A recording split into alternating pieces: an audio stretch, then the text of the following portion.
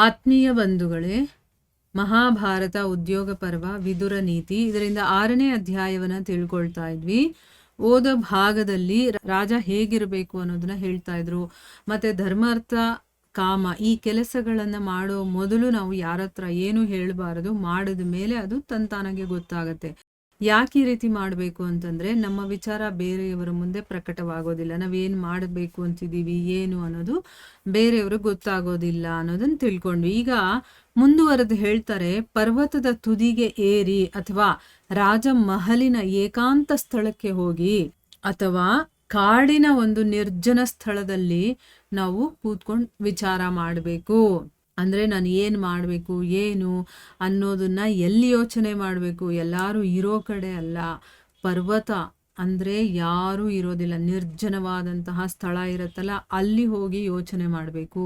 ಇಲ್ಲ ರಾಜಮಹಲಲ್ಲಿದ್ರೆ ಏಕಾಂತ ಸ್ಥಳ ಎಲ್ಲಿದೆ ಅಲ್ಲಿ ಹೋಗಿ ನಾವು ವಿಚಾರ ಮಾಡಬೇಕು. ಅಥವಾ ಕಾಡಿನ ಒಂದು ನಿರ್ಜನ ಸ್ಥಳ ಇರುತ್ತಲ್ಲ, ಅಲ್ಲಿ ಹೋಗಿ ವಿಚಾರ ಮಾಡಬೇಕು. ಹೇ ಭರತನೇ, ಯಾರು ಮಿತ್ರನಲ್ಲವೋ, ಮಿತ್ರನಾಗಿದ್ರೂ ಕೂಡ ಪಂಡಿತನಾಗಿರೋದಿಲ್ವೋ, ಅಥವಾ ಅವನು ಪಂಡಿತನಾಗಿದ್ರೂ ಕೂಡ ಯಾರ ಮನಸ್ಸು ವಶದಲ್ಲಿರೋದಿಲ್ವೋ ಅವನು ತನ್ನ ಗುಪ್ತ ಮಂತ್ರವನ್ನ ತಿಳ್ಕೊಳ್ಳೋದಕ್ಕೆ ಯೋಗ್ಯನಲ್ಲ. ಈಗ ನಾನು ಯಾರ ಹತ್ರ ಆದ್ರೂ ಹೇಳಬೇಕು ಅಂತಂದ್ರೆ ಅವನು ಫಸ್ಟು ನನ್ನ ಫ್ರೆಂಡ್ ಆಗಿರ್ಬೇಕು. ಫ್ರೆಂಡ್ ಆಗಿಲ್ಲ ಅಂತಂದ್ರೆ ಅವನ ಹತ್ರ ಏನೂ ಹೇಳಬಾರ್ದು. ಫ್ರೆಂಡ್ ಆಗಿದ್ರು ಕೂಡ ಅವನು ಪಂಡಿತನಾಗಿರ್ಬೇಕು. ಅಂದ್ರೆ ಯಾವ್ದು ಸರಿ ಯಾವ್ದು ತಪ್ಪು ಅಂತ ಗೊತ್ತಿರ್ಬೇಕು ಅವನಿಗೆ. ಅಷ್ಟು ಯೋಚನೆ ಮಾಡುವಂತ ಒಂದು ಶಕ್ತಿ ಇರುವಂಥವನಾಗಿರ್ಬೇಕು. ಪಂಡಿತನಾಗಿದ್ರು ಕೂಡ ಯಾರ ಮನಸ್ಸು ವಶದಲ್ಲಿರೋದಿಲ್ವೋ ಅಂಥವ್ರಿಗೆ ನಾವು ನಮಗೆ ಗೊತ್ತಿರುವಂತ ಒಂದು ಸೀಕ್ರೆಟ್ ಅಂತ ಹೇಳ್ತೀವಲ್ವಾ, ಅದನ್ನ ಹೇಳಬಾರ್ದು. ಯಾಕಂದ್ರೆ ಅವನು ಅದನ್ನ ತಿಳ್ಕೊಳ್ಳೋದಕ್ಕೆ ಯೋಗ್ಯತೆ ಅವನಲ್ಲಿ ಇರೋದಿಲ್ಲ. ರಾಜ ಚೆನ್ನಾಗಿ ಪರೀಕ್ಷೆ ಮಾಡದೆ ಯಾರನ್ನೂ ಕೂಡ ತನ್ನ ಮಂತ್ರಿ ಮಾಡ್ಕೊಳ್ಬಾರ್ದು, ಅವನನ್ನ ಮಂತ್ರಿಯಾಗಿ ಸ್ವೀಕಾರ ಮಾಡಬಾರ್ದು. ಯಾಕೆ ಅಂತಂದ್ರೆ ಹಣದ ಪ್ರಾಪ್ತಿ ಮತ್ತೆ ಮಂತ್ರದ ರಕ್ಷಣೆ ಭಾರ ಅಂತಂದ್ರೆ ನಾವು ಏನಾದ್ರೂ ಒಂದು ಗುಟ್ ಹೇಳಿರ್ತೀವಿ ಅಥವಾ ಒಂದು ವಿಶೇಷವಾದಂತ ವಿಚಾರ ಯಾರಿಗೂ ಗೊತ್ತಿಲ್ಲದೆ ಇರೋದನ್ನ ಹೇಳಿರ್ತೀವಲ್ವಾ, ಒಂದು ಇಂಪಾರ್ಟೆಂಟ್ ವಿಚಾರ ಅಥವಾ ಒಂದು ಸೀಕ್ರೆಟ್ ಆಗಿರುವಂತಹ ಒಂದು ವಿಷಯ ಇರುತ್ತಲ್ಲ, ಅದರ ರಕ್ಷಣೆ ಭಾರ ಮಂತ್ರಿ ಮೇಲೆ ಇರುತ್ತೆ. ಅದಕ್ಕೋಸ್ಕರನೇ ಚೆನ್ನಾಗಿ ಪರೀಕ್ಷೆ ಮಾಡಿ ಮಂತ್ರಿಯನ್ನ ಸ್ವೀಕಾರ ಮಾಡಬೇಕು. ಯಾರ್ಯಾರನೋ ಮಂತ್ರಿ ಮಾಡ್ಕೊಂಡ್ರೆ ಅದು ತುಂಬಾ ತೊಂದರೆಗೆ ಒಬ್ಬ ರಾಜ ಸಿಕ್ಕಾಕೊಳ್ಬೇಕಾಗತ್ತೆ. ಯಾಕಂದ್ರೆ ಅವನಿಗೆ ಬೇಕಾದಷ್ಟು ಗುಟ್ಟಿನ ವಿಚಾರ ಅಥವಾ ಒಂದು ಸೀಕ್ರೆಟ್ ಆಗಿರುವಂತಹ ವಿಚಾರಗಳೆಲ್ಲ ಅವನ ಹತ್ರ ರಾಜ ಡಿಸ್ಕಸ್ ಮಾಡ್ಬೇಕಾಗಿರುತ್ತೆ, ಅವನಿಗೆ ಹೇಳ್ಬೇಕಾಗತ್ತೆ. ಆ ವಿಚಾರವನ್ನ ರಕ್ಷಣೆ ಮಾಡುವಂತ ಭಾರ ಕೂಡ ಮಂತ್ರಿದೇ ಆಗಿರತ್ತೆ. ಅದಕ್ಕೋಸ್ಕರನೇ ತುಂಬಾ ಯೋಚನೆ ಮಾಡಿ ಪರೀಕ್ಷೆ ಮಾಡಿ ಮಂತ್ರಿಯನ್ನ ಮಾಡ್ಕೋಬೇಕಾಗತ್ತೆ ಅಂತ ಹೇಳ್ತಾ ಇದ್ದಾರೆ. ಮತ್ತೆ ಯಾರ ಧರ್ಮ ಅರ್ಥ ಮತ್ತೆ ಕಾಮ ವಿಷಯದ ಎಲ್ಲಾ ಕಾರ್ಯಗಳು ಪೂರ್ಣವಾದ ಮೇಲೇನೆ ಸಭಾ ಸದ್ಗುಣರು ತಿಳ್ಕೊಳ್ತಾರೋ, ಅಂದ್ರೆ ಈಗ ಅವನು ಏನೂ ಹೇಳೋದಿಲ್ಲ, ಎಲ್ಲ ಕೆಲಸ ಆದ್ಮೇಲೆ ಸಭೆಯಲ್ಲಿರೋರ್ಗೆಲ್ಲ ಗೊತ್ತಾಗುತ್ತೆ, ಓ ರಾಜ ಇಂಥ ಕೆಲಸ ಮಾಡಿದಾನ ಅಂತನ್ಬಿಟ್ಟು. ಆ ರಾಜ ಸಮಸ್ತ ರಾಜರಲ್ಲಿ ಶ್ರೇಷ್ಠನಾಗಿರ್ತಾನೆ. ತನ್ನ ವಿಷಯವನ್ನ ಗುಪ್ತವಾಗಿಡುವಂತ ಆ ರಾಜನಿಗೆ ನಿಸ್ಸಂದೇಹವಾಗಿ ಸಿದ್ಧಿ ಅನ್ನೋದು ಪ್ರಾಪ್ತಿಯಾಗುತ್ತೆ. ಯಾರು ಮೋಹವಶನಾಗಿ ಕೆಟ್ಟ ಕೆಲಸಗಳನ್ನ ಮಾಡ್ತಾನೋ ಅವನು ಈ ಕೆಲಸಗಳ ವಿಪರೀತ ಪರಿಣಾಮ ಆಗೋದ್ರಿಂದ ತನ್ನ ಜೀವನದಿಂದನೂ ಕೂಡ ಕೈ ತೊಳ್ಕೊಳ್ತಾನೆ. ಅಂದ್ರೆ ಏನು, ಈಗ ಕೆಟ್ಟ ಕೆಲಸವನ್ನ ಮಾಡೋದ್ರಿಂದ ಅವನಲ್ಲಿ ಮೋಹ ಜಾಸ್ತಿ ಇರೋದ್ರಿಂದ ತಾನೇ ಕೆಟ್ಟ ಕೆಲಸ ಮಾಡ್ತಾನೆ.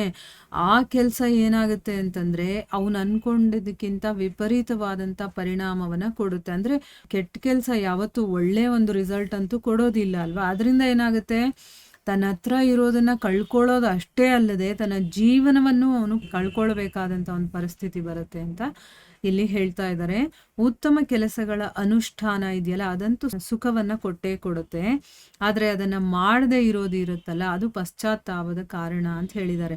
ಅಯ್ಯೋ, ಒಳ್ಳೆ ಕೆಲಸ ಬಂದಾಗ ಉತ್ತಮವಾದ, ಒಳ್ಳೇದು ಅಲ್ಲ ಉತ್ತಮವಾದಂತ ಕೆಲಸಗಳು ನಮಗೂ ಕೂಡ ಬರ್ತಾ ಇರುತ್ತೆ. ಅದನ್ನ ನಾವು ತಕ್ಷಣ ಇಸ್ಕೊಂಡು ಮಾಡ್ಬಿಡ್ಬೇಕು. ಅಂದ್ರೆ ಏನು, ಜೀವನದಲ್ಲಿ ನಾವು ಉನ್ನತ ಮಟ್ಟಕ್ಕೆ ಹೋಗುವಂತ ಕೆಲಸಗಳು, ಅದು ಆಧ್ಯಾತ್ಮಿಕ ವಿಚಾರನೇ ಆಗಿರತ್ತೆ ಅಲ್ವಾ. ಅಂತ ಕೆಲಸಗಳನ್ನ ನಾವು ಮಾಡಿಬಿಡ್ಬೇಕು ಸಿಕ್ಕಿದಾಗ. ಮಾಡ್ಲಿಲ್ಲ ಅಂತಂದ್ರೆ ಆಮೇಲೆ ನಾವು ಪಶ್ಚಾತ್ತಾಪ ಪಡ್ತೀವಿ, ಅಯ್ಯೋ ನನ್ನ ಕೈಗೆ ಬಂದಿದ್ದಂಥ ಕೆಲಸ ನಾನು ಮಾಡ್ಲಿಲ್ವಲ್ಲ, ಇನ್ಯಾರೋ ಮಾಡಿ ಅದರಿಂದ ಒಳ್ಳೇದು ಅವ್ರಿಗೆ ಆಯ್ತಲ್ಲ ಅಂತ ಅಂದ್ಬಿಟ್ಟು ನಮ್ಗೆ ಪಶ್ಚಾತ್ತಾಪ ಪಡುತ್ತೆ.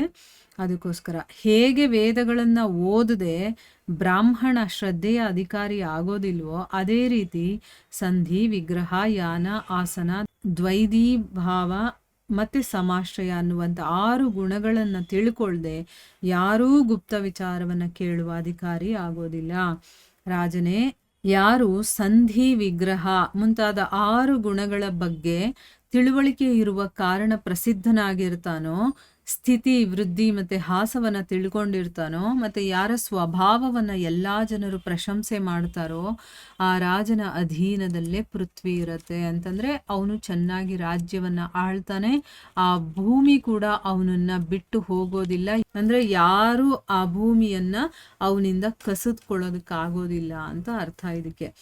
ಸೊ ಈ ರೀತಿಯ ಗುಣಗಳೆಲ್ಲ ಅವನಲ್ಲಿ ಇರಬೇಕು ಅಂತ. ಇದೆಲ್ಲ ಸ್ವಲ್ಪ ರಾಜರಿಗೆ ಇರಬೇಕಾಗಿರುವಂಥ ಗುಣಗಳ ಬಗ್ಗೆ. ಯಾಕಂದರೆ ಇಲ್ಲಿ ಧೃತರಾಷ್ಟ್ರ ರಾಜ ಈಗ ತನ್ನ ಮಗನನ್ನು ರಾಜ ಮಾಡಬೇಕು ಅಂತ ಅವನು ಮೋಹಕ್ಕೆ ವಶನಾಗಿದ್ದಾನಲ್ವಾ. ಸೊ ಪಾಂಡವರಿಗೆ ಏನು ಸಿಗಬೇಕೋ ಅದನ್ನು ಅವನು ಕೊಡಬೇಕು ಅನ್ನೋದನ್ನು ಹೇಳೋದಕ್ಕೋಸ್ಕರ ಒಬ್ಬ ರಾಜನ ಒಂದು ಗುಣನಡತೆಗಳು ಹೇಗಿರಬೇಕು ಅನ್ನೋದ್ರ ಬಗ್ಗೆ ಇಲ್ಲಿ ವಿದುರರು ಹೇಳ್ತಾ ಇದ್ದಾರೆ. ಇಲ್ಲಿಗೆ ನಾವು ನಿಲ್ಲಿಸೋಣ. ಹರೇ ಕೃಷ್ಣ.